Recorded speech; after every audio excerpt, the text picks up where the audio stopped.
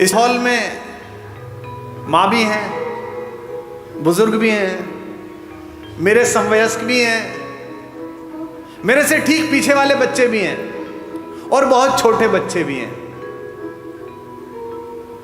इसलिए बहुत जरूरी है कि राम की कहानी में परिवार का क्या महत्व है, राम की कहानी में इस संस्कार का क्या महत्व है, इस पर मैं चर्चा करूं। क्योंकि राम की कहानी इसी सामंजस्य की कहानी है, इसी एकात्मकता की कहानी है। जिस भी आंगन में बुजुर्गों का पेड़ अभी तक खड़ा हुआ है, पृथ्वी पर उससे ज्यादा आनंदित कोई परिवार नहीं है, उससे बढ़िया परिवार कोई।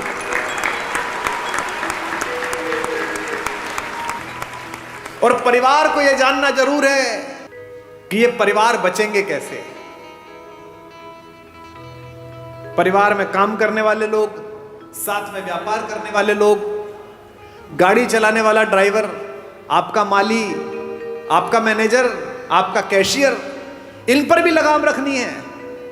क्योंकि अगली पंक्ति पर आप शायद सहमत होंगे तो मैं अपना वाचन, अपनी बात शुरू करूंगा। बहुत आवश्यक है कि इन पर भी लगाम हो, इन पर भी दृष्टि हो। क्योंकि राम की कहानी यही बताती है कि किसी एक महल में एक मंथरा निकल जाए तो कितना दुख पैदा हो सकता है, और किसी घर में एक राम निकल जाए तो कितना सुख पैदा हो सकता है।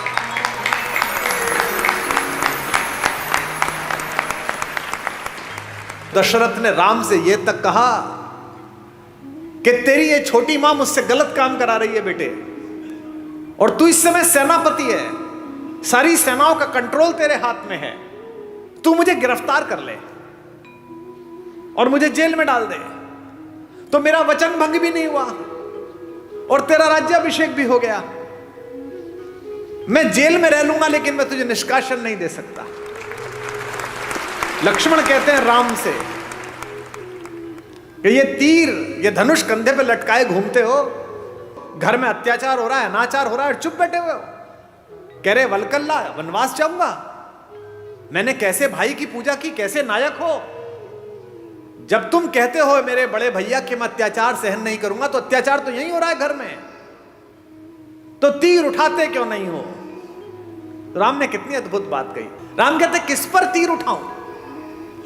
इस मां पर बचपन में जिसका सपना देख के इसके पास आकर सोया हूं, इस पिता पर जिसने सुबह अपने बाल बनाते समय एक सफेद बाल देखा और उस बाल को देखकर गुरु वशिष्ठ के घर गए और कहा कि अब बस मेरा राज्य समाप्त हुआ, राम को दे दीजिए। या इस भरत पर पाप भी जिसकी सोच की सीमा के बाहर खड़ा होकर प्रणाम करता है कि यहां नहीं जा सकता। किस पर तीर चलाने के लिए बोलता है, बता। राम कहते हैं कि बता मुझे, मैं किसको मारकर पातक लूं, इन तीनों में से किसे मार दूं।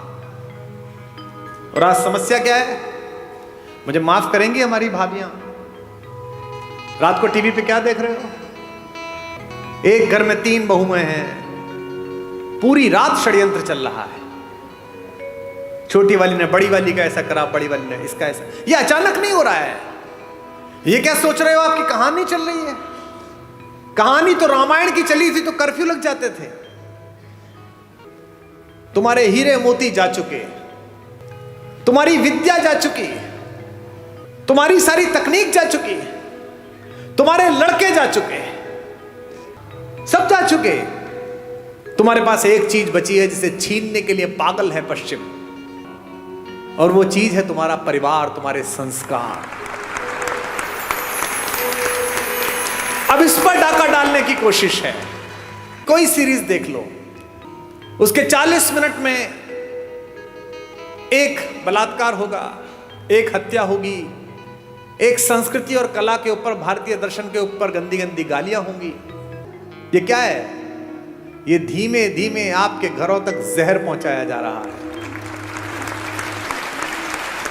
क्या दिखाया जा रहा है आपके सीरियल में, एक लड़का है घर में, वो लड़का चरित्रहीन भी है, वो जिससे उसका विवाह हुआ उसके बाद भी किसी से प्रेम में है, वो जिससे प्रेम हुआ उसके बाद तीसरे से भी किसी से प्रेम में है। उस परिवार की दोनों महिलाएं उससे विवाह कर चुकी हैं।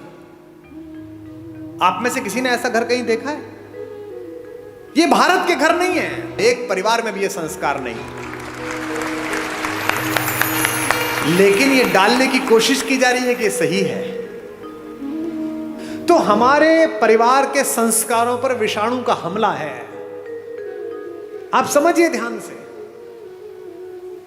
क्या घर ऐसे होते हैं जो दिखाए जा रहे हैं? उनको पता है कि आपके यहां आज भी ये स्थिति है कि अगर कोई भाई संकट में होगा तो दूसरा भाई आ जाएगा। इस नींव को तोड़ दिया अगर तो खेल अपने हाथ में है। अगर आपके मन में से संतोष हटा दिया जाए कि एक वलकल में रहकर भी मिथिला की राजकुमारी और अयोध्या की महारानी सीता 14 वर्ष काट देती है, तो आप बाजार में कैसे जाओगी?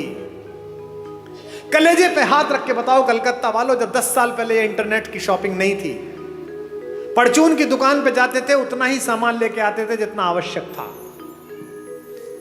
पर्ची जाती थी ना, परचून वाला आपसे ये कहता था कि भाभी जी आधा किलो जीरे के साथ आधा किलो हल्दी और फालतू ले जाओ। आप कहते हल्दी रखी है, क्यों ले जाऊं? उतनी परचून पे सामान लिखिए, उतना ही सामान बनता था, उतना ही सामान आता था। अब मॉल में जाते हो, बाजार सामने है, ये भी डाल दे, ये भी डाल दे, ये भी डाल दे, उसकी आवश्यकता नहीं है, फिर भी डाल दे। ये पोछे नए तरीके के आए हैं, ये सामान उठाने के चमचे नए तरीके के आए हैं, ये तवे नए तरीके के आए हैं। लकड़ी के तवे बेच दिए लोगों ने, जो लकड़ी खुद ही जल जाएगी, कि सब ये बहुत अच्छे होते हैं। तवे ले आए, आप यूज नहीं करे आपने। अच्छा छोड़ो, अब आपने मॉल जाना भी बंद कर दिया, तो उसने कहा अरे ये तो ग्राहक फंस ही नहीं रहा, कुमार विश्वास तो घर बैठ गया, तो आ ही नहीं रहा, तो उन्होंने मोबाइल पे दे दिया, बोले यहीं देख बाजार। बाजार सामने, ये मुस्कुराते हुए चेहरे पर अच्छी सी शर्ट, मेरी हाइट कितनी? 5'11" है ना? मेरा साइज कितना, मेरा वजन कितना, और वो पहन किसने रखी है? 6 फुट 1 इंच के जिम मारे हुए लड़के ने, फंसी हुई है शर्ट, बढ़िया लग रही है, 2 बटन खुले हुए हैं। कुमार विश्वास को लगा ये पहनने के बाद सनी देओल लगेगा, तो खट ले ली, 5000 रुपए की आई, टांग के देखी तो अच्छी नहीं लग रही, क्योंकि वो क्या था? माया मृग। वही सोने का हिरन है जिसके पीछे कुमार विश्वास तीर लेकर निकल लिए। बाजार में चुंबक का गुण भर दिया गया है और आदमी के शरीर और आत्मा को लोहे का बना दिया गया है। समझना कैसे है? एक लड़की अपने छोटे भाई को पीठ पे बांध के पहाड़ पे चढ़ रही थी।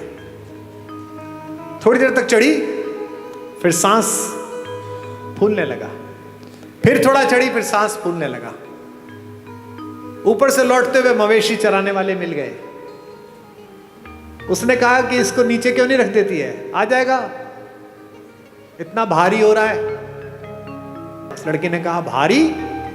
ये वजन नहीं है, ये मेरा भाई है।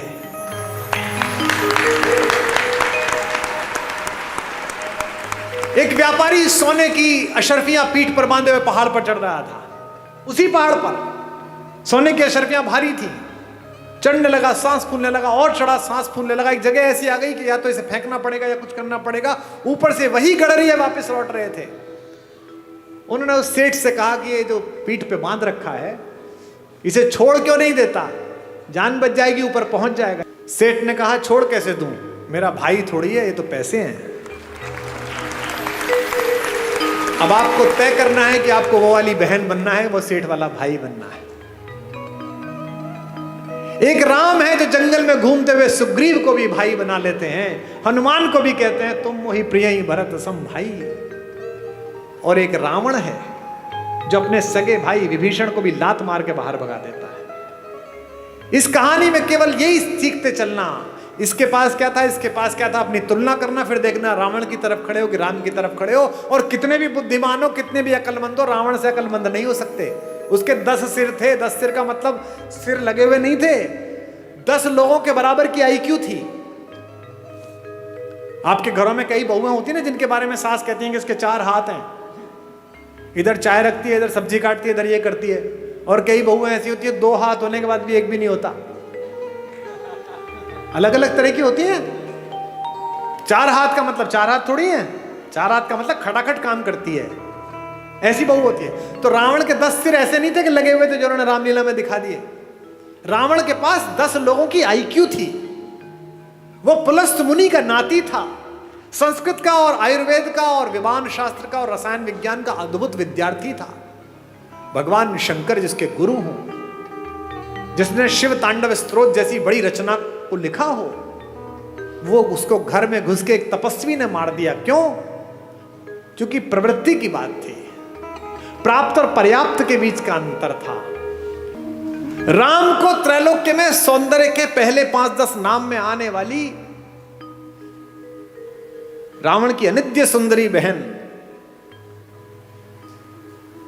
सूपनखा प्रस्ताव देती है कि जंगल है, कौन देखेगा, मुझसे प्रेम कर ले, विवाह कर ले, और ये तो वैसे भी बिना मां बाप के तेरे साथ आई है, तो सब निभा लेगी।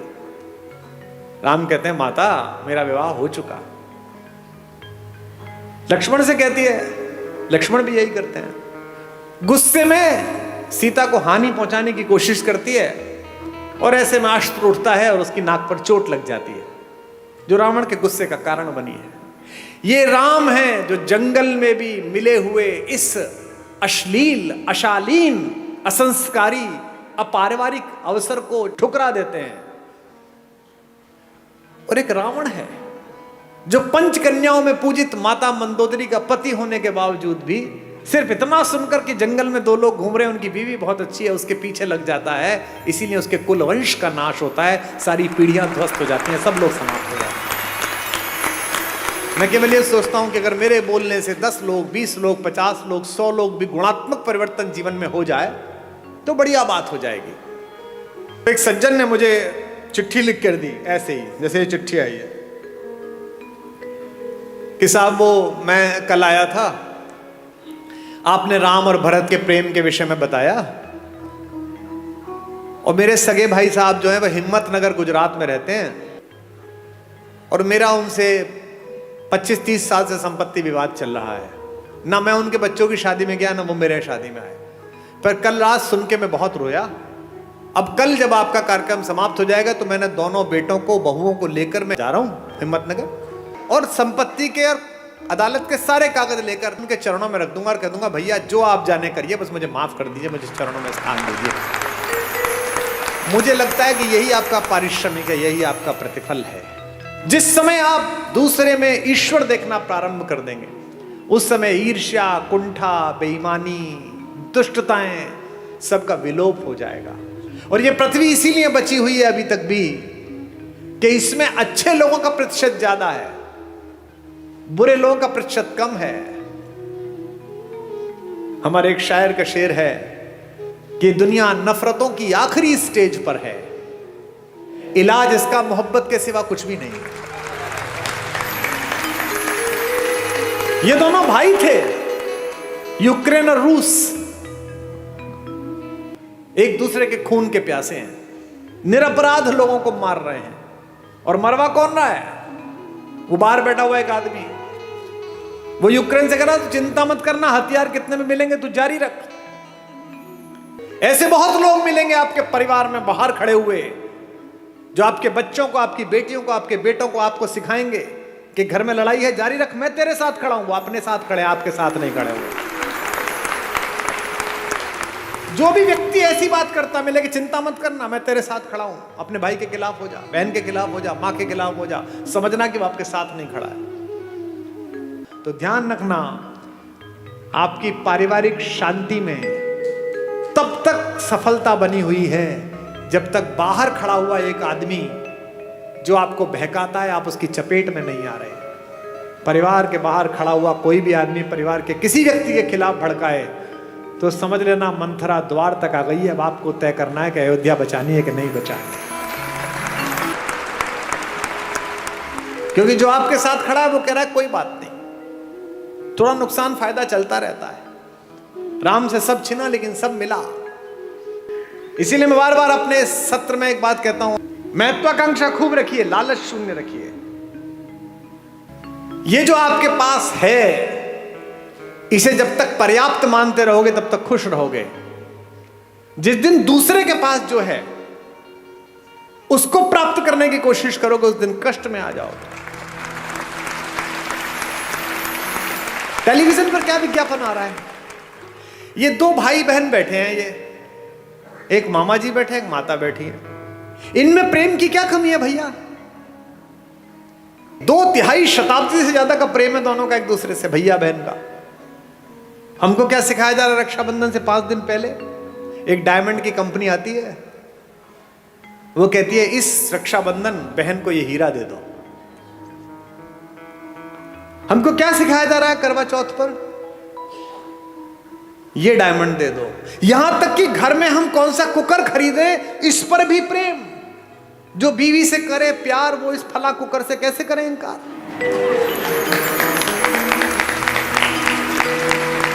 यानी जिनके घर में वो कुकर नहीं आता, वो अपनी पत्नी से प्रेम नहीं करते। मेरे घर में शुरू में कुकर नहीं था, तो मेरे पिता ने मेरी मां से प्रेम नहीं किया। कैसी मूर्खतापूर्ण बात है। साधनों से अगर प्रेम होता, अगर साधन प्रेम का प्रतीक होते, तो राम पिछड़ जाते, रावण जीत जाता। मुझसे लोग कहते हैं आगरे में एक सफेद रंग की बिल्डिंग दिखाकर कि ये प्रेम का प्रतीक है। इसे प्रेम का प्रतीक बताते हो? ये प्रेम का प्रतीक है? अरे प्रेम का सबसे बड़ा प्रतीक तो समुद्र के नीचे इकट्ठे हुए वो पत्थर है जिन पर मेरा राम चल कर गया था।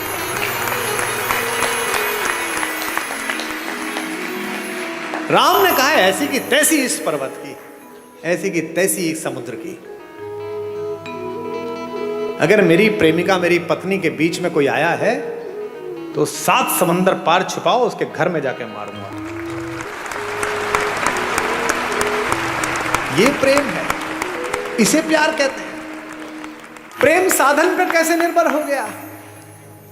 महिलाएं एक दूसरे से पूछती हैं इस बार करवा चौथ पे क्या दिलाया, इस बार एनिवर्सरी पे क्या दिलाया। नहीं, उपहार देने चाहिए, लेने चाहिए, अच्छी बात है, पर इससे प्रेम कैसे जस्टिफाई हो रहा है?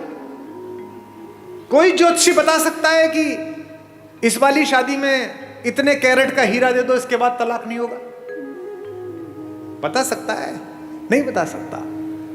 लेकिन अगर माओ ने बेटियों में संस्कार डाले हों कि जिस घर जा रही हो उस घर में जो मां है वो भी मां ही है, अगर पिताओं ने पुत्रों में संस्कार डाले हों कि जिसकी बेटी इस घर में आ रही है उसका उतना ही अधिकार है जितना तेरा इस घर पर अधिकार है, तो हीरे की जरूरत ही नहीं है, घर ही अयोध्या बन जाएगा।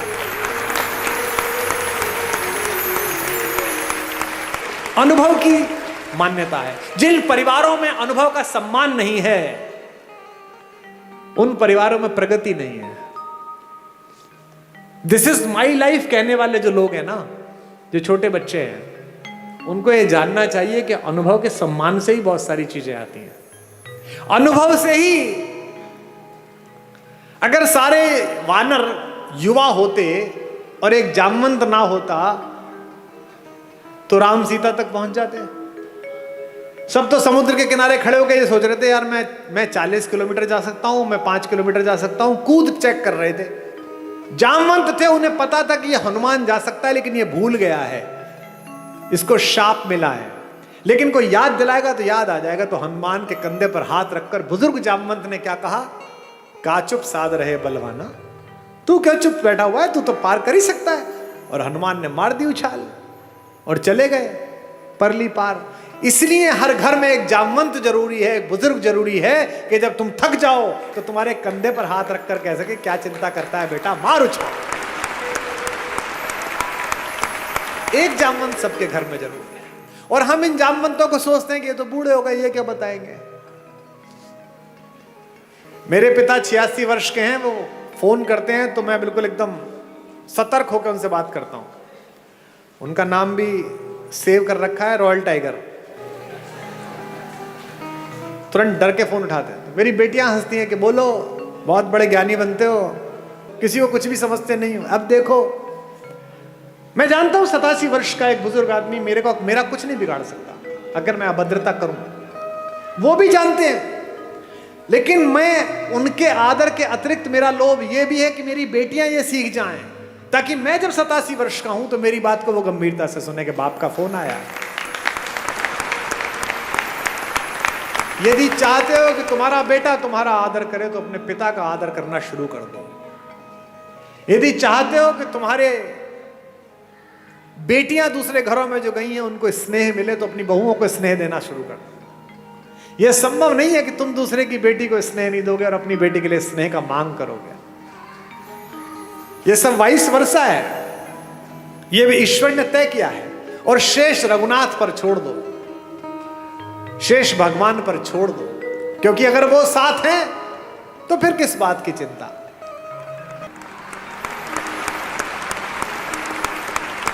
जब विश्वामित्र लेकर गए जनकपुरी में तो धनुष तोड़ दिया।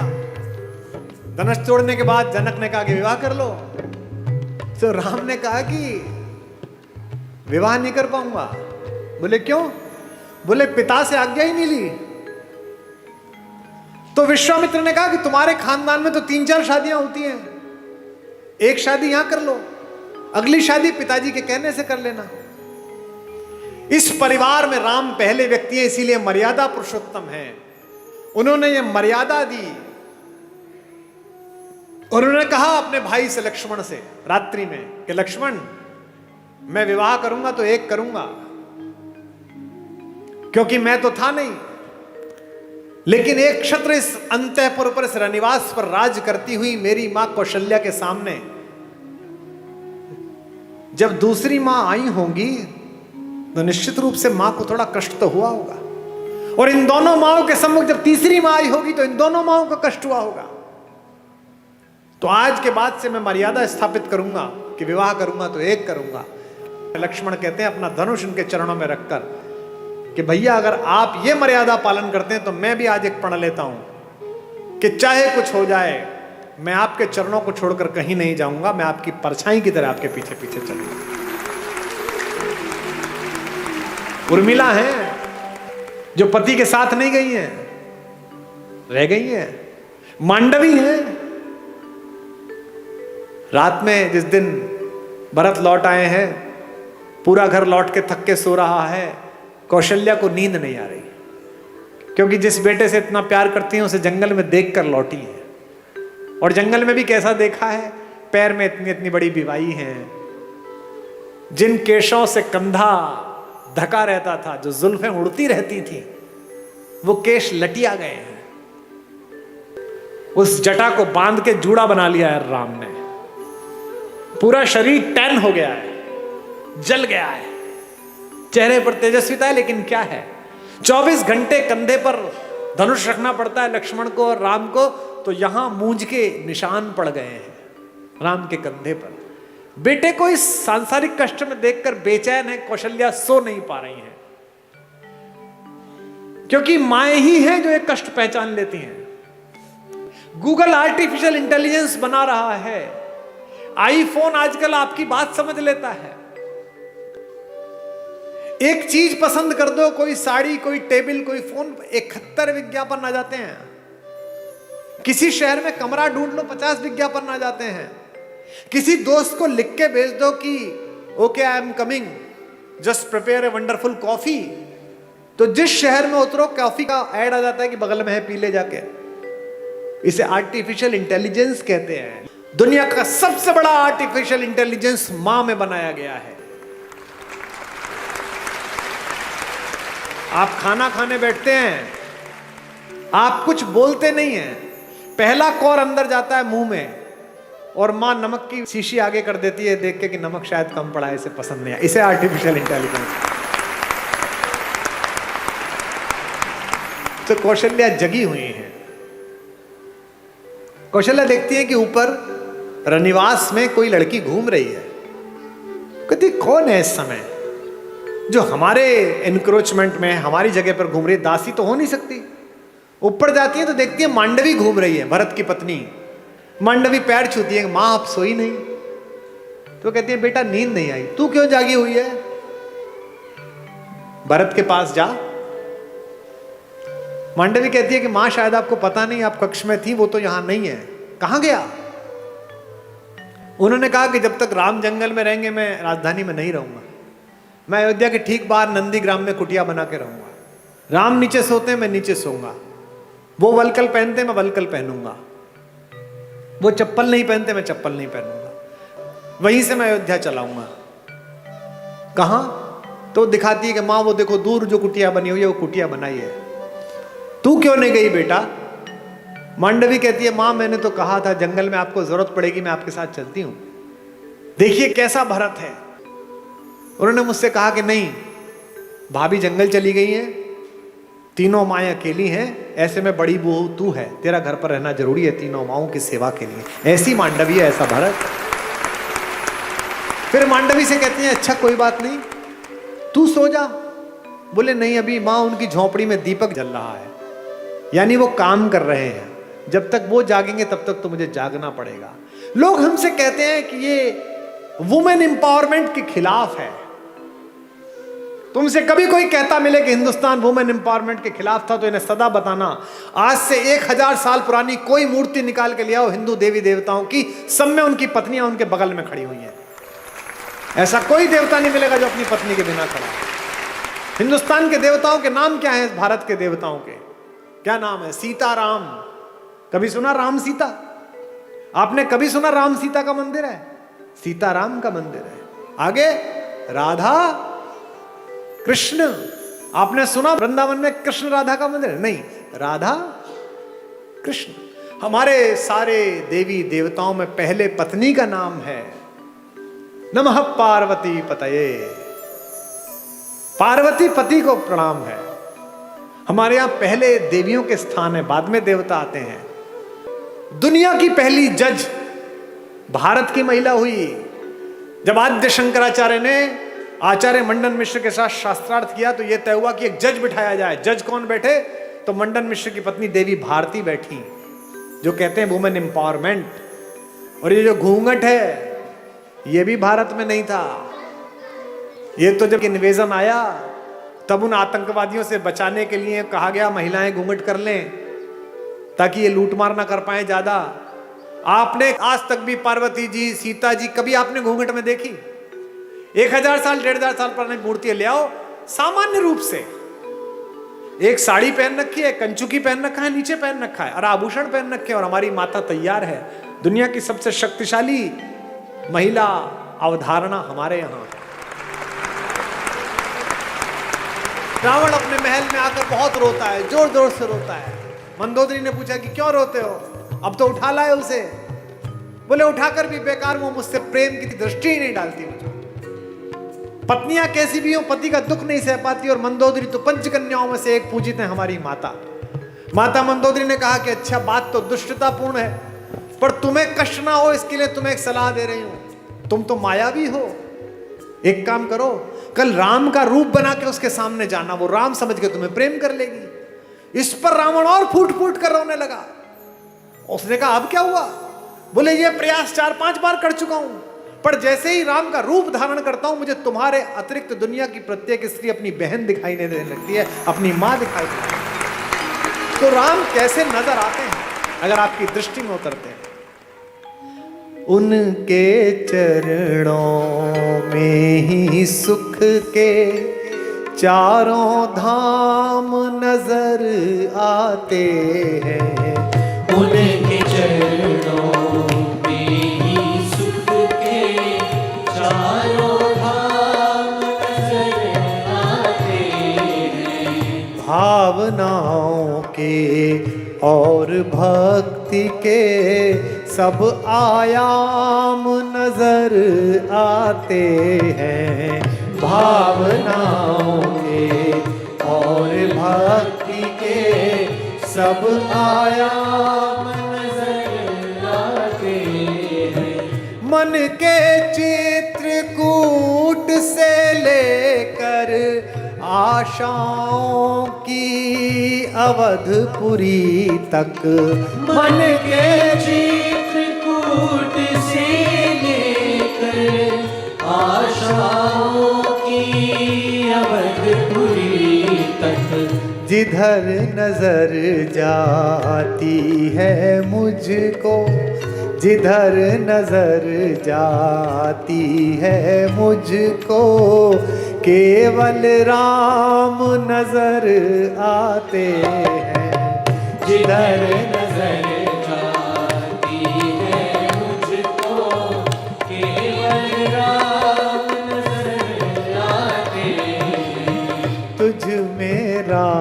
राम नजर आते हैं, तुझ में राम नजर आते हैं, तुझ में राम नजर आते हैं, तुझ में राम नजर आते हैं।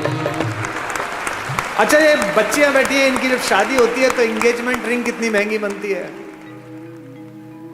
सीता की एंगेजमेंट रिंग कितनी महंगी होगी, लेकिन जब केवट के सामने भगवान राम बिना पैसे के खड़े हो गए कि उतराई देने के लिए कुछ नहीं है, और केवट ने कहा ऐसे तो जाने नहीं दूंगा, पैसे दो, उतराई तो देनी पड़ेगी। तो पति का अपमान ना हो जाए, पति यहां संकट में ना लगे, सीता ने चुपचाप अपनी अंगूठी उतारी और राम के हाथ में दे दी कि ये दे दो। गोस्वामी जी ने लिखा, पियसिय की ही जानन हारी, मुदित मगन मणि मुद्री उतारी। मणि उतार कर दे दी। ये सीता है, ये सीता सिखाई गई थी,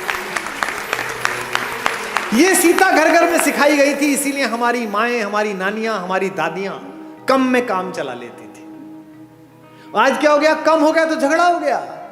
पति की नौकरी 4 साल नहीं लगी तो तलाक हो गया, पत्नी की नौकरी छूट गई तो झगड़ा हो गया। इसका मतलब क्या है, सुख साधन पर केंद्रित कर दिया। और यहां बैठे हुए धनी लोगों, सुख साधन में है ही नहीं। तुम्हारे ऑफिस में जो 15,000 रुपए में बाहर खड़े होकर सफाई करता है लड़का, जो तुम्हारी गाड़ी पर पोछा मारता है, किसी दिन कलकत्ता में आसमान में हल्की बारिश होती है, साइकिल से वापस जाता हुआ बाजार से पाव भर बेसन खरीदता है, पाव भर प्याज खरीदता है, आलू खरीदता है, एक छोटी सी बोतल में 200 मिलीलीटर तेल सरसों का लेता है और पत्नी से कहता है मौसम बहुत अच्छा रहा, पकौड़े बना ले। वो स्टोव पे पकौड़े बनाती है, दोनों बाहर बैठकर खाते हैं और शाम को सोते हुए कहता है यार क्या शाम बीती है, भगवान का धन्यवाद, क्या अच्छा मौसम है, क्या बढ़िया हो। और तुम पेरिस जाकर भी सुखी नहीं हो, तुम लंदन की ऑक्सफोर्ड स्ट्रीट पे शॉपिंग करते हुए खुश नहीं हो, क्योंकि तुम डेपुटेशन पे दुख को भेज रहे हो। दुख हो गया है थोड़ी मार्केटिंग कर लूं शायद कम हो जाएगा, दुख हो गया है थोड़ा मेकअप करके एक सेल्फी ले लूं शायद कम हो जाएगा। ये जो फेसबुक पर, ट्विटर पर, इंस्टाग्राम पर बहुत हंसते मुस्कुराते चेहरे हैं, इनमें से अधिकांश की जड़ें खोखली हैं। इसीलिए आत्महत्या करते हैं, इसीलिए ड्रग्स में गए हैं, इसीलिए शराब में गए हैं। ये राम की कहानी आपकी जड़ों की आत्मा में यूरिया का काम करती है, आध्यात्मिकता का। ये आपको मजबूत करती है, एक भाई की तरह, एक पति की तरह, एक पुत्र की तरह, एक नागरिक की तरह। भाई भाई के संबंध, भाई बहन के संबंध। अब 2 बहनें हैं इसमें, इस कहानी में। भाई बहन का संबंध ठीक ना हो तो गड़बड़ हो सकती है। एक बहन है शूर्पणखा, जिसको अपने बदले की चिंता है, भाई के नाश हो जाने की चिंता नहीं है। मेरा बदला पूरा हो जाए बस। वो ये नहीं कहती कि मेरा अपमान किया, वो ये नहीं कहती कि मैंने नीचतापूर्ण व्यवहार किया, वो कहती है कि मैंने बताया मैं तुम्हारी बहन हूं, उसके बाद मेरा अपमान कर दिया। और उसकी तो बीवी बहुत सुंदर है, वो जंगल में क्या कर रही है, वो तो भैया आपके पास होनी चाहिए। ऐसी बहन देखी है कोई जो अपनी भाभी के रहते बाहर की किसी औरत का वर्णन करे कि इससे अपना लो? इसका मतलब वो बहन ही दुष्ट है, उसने अपने भाई का नाश करा दिया। एक सीता है, सीता का भी एक भाई है, आपको पता है? जब अशोक वाटिका में माता बैठी हुई है तो रावण आता है उनसे मिलने, रोज आता है, कहता है मेरा प्रणय प्रस्ताव स्वीकार कर ले। क्या उस तपस्वी के पीछे पड़ी रहेगी, वो तो जंगली है, मैं मार दूंगा उसे, खत्म हो जाएगा, वो कुछ नहीं कर पाएगा, तुझे ले नहीं जाएगा। माता पूरी सात्विकता के साथ बैठी है। एक दिन कहता है कि देख मेरी बात मान ले, अन्यथा मैं बलपूर्वक तुझे उठा लूंगा यहां से। तो वो जिस चटाई पर बैठी हैं, उस चटाई का एक तिनका तोड़ती हैं और तिनका तोड़कर अपने रावण के बीच रख देती हैं और कहती हैं कि तू कैसी मूर्खतापूर्ण बात करता है रे, कि तू मुझे छू लेगा? ये तिनका रखा है, इसे पार करके दिखा दे, तेरे में औकात है तो। एक वैज्ञानिक सोच वाली युवती ने मुझसे पूछा कि क्या कुमार विश्वास जी आप भी कैसी पोंगा पंडितों वाली मूर्खतापूर्ण बातों की समर्थन करते हो? जो कैलाश पर्वत को उठा लेता हो तो तिनका नहीं उठा पाएगा। ऐसा क्या सीता में मनोबल आ गया तिनके को देख? अब मैं जो बात कह रहा हूं उसको बहनें सुने। एक लड़की अपने पति के साथ भी इतना सुरक्षित अनुभव नहीं करती इतना भाई के साथ करती है। क्यों? सीता भूमि से पैदा हुई है। सीता का नाम है भूमिजा, और तिनका भूमि से पैदा हुआ है। संस्कृत में उसे कहते हैं भूमिज। वो तिनका नहीं है, वो सीता का भाई है। सीता कहती है मेरे इस भाई से निपट ले, पति से तो बाद में निपटना, वो तो बाद में आ जाएगा, पहले इस भाई से निपट। एक तृण धरकर कहती है, उसकी ओट में बैठकर कहती है वैदेही, तृण धरि ओट कहत वैदेही, तृण धरि ओट कहत वैदेही, सुमिर अवधपति परम स्नेही, तृण धरि ओट कहत वैदेही, सुनिर अवधपति स्नेही। एक बात आपको बता दूं मैं, जिस दिन आपको अपने पिता की बेटी से अपनी बेटी ज्यादा अच्छी लगने लगे,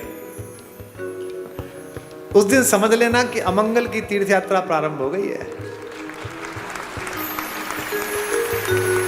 क्योंकि पहला संबंध तो पृथ्वी पर आपका उसी से है जो एक कोख से पैदा हुआ है।